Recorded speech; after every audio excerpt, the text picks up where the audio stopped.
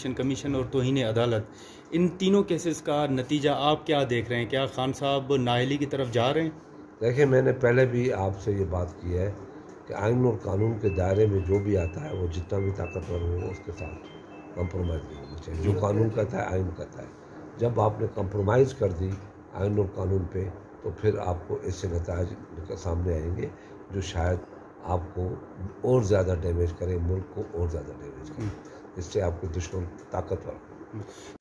देखिए, पहले तो ये देखना चाहिए कि आइन और कानून अभाव है या थ्रेट या ताकत के वसीले से थ्रेट दे के फैसले अपने हक में कराना ज़्यादा अहम है।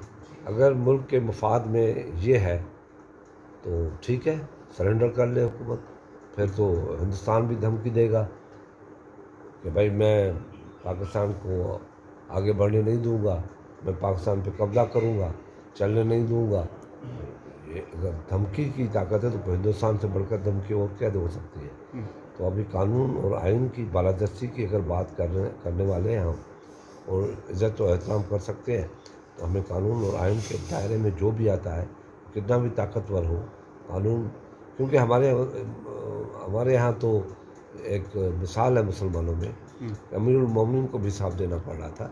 ये तो जो गलत बात करता है, जो कानून को थ्रेट करता है, कानून की आइन को थ्रेट करता है अपनी ताकत के वसीले से, तो ये नहीं चलती। ये ऐसी बात भी नहीं है।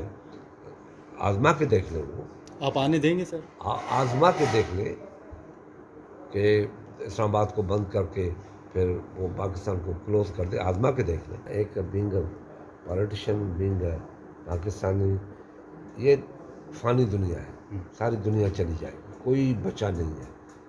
जितने भी इंसान आए उनको जाना पड़ा है।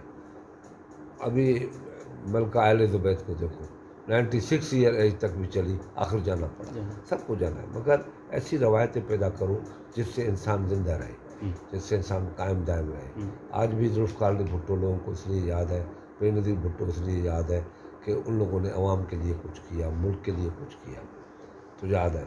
आज यहिया खान, अयूब खान, ज़िया-उल-हक याद नहीं है, परवेज़ मुशर्रफ याद नहीं है। इस तरह की दुनिया में बहुत सी और लोग हैं। तो जो आप ऐसा प्रेसिडेंट पैदा करो जिससे कम से कम ये चीज़ें सामने आए कि इससे सही समझ पे हम जा रहे हैं। इसका हम सामने मिसाल आपके है, सुप्रीम कोर्ट के अंदर आपने सीनियरिटी कर दी। अब पहले हम चुन के सेलेक्ट करके सजाद अली शाह को ले आए थे, क्या हुआ?